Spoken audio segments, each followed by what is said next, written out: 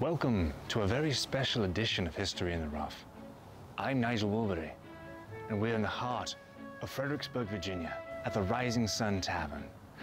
Now, this building was built originally in 1762, 3-ish, built by George Washington's youngest brother, Charles.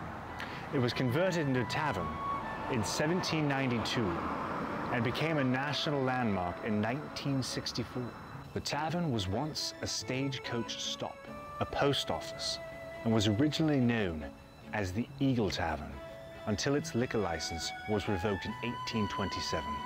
Some say this tavern is haunted still to this day.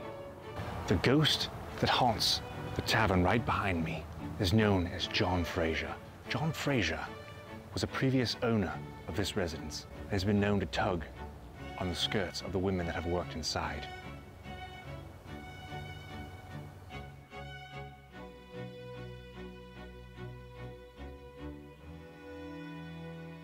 To my right is a building known to the locals as the Chimneys.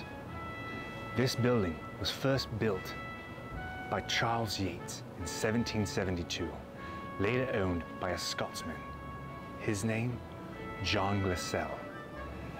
During the Revolutionary War, in 1776, he decided to sell the property to his brother and took his happy Scottish back to Scotland.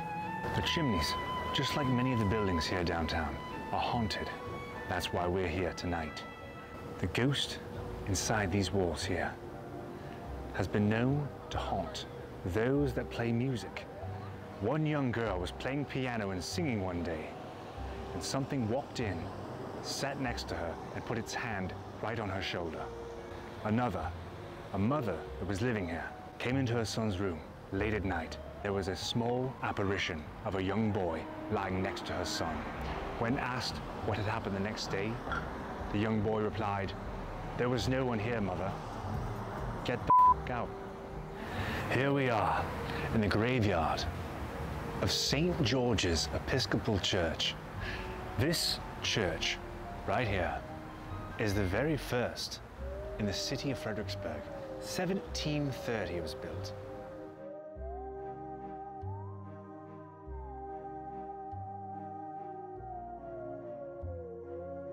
What most people don't know is these slabs here are not graves.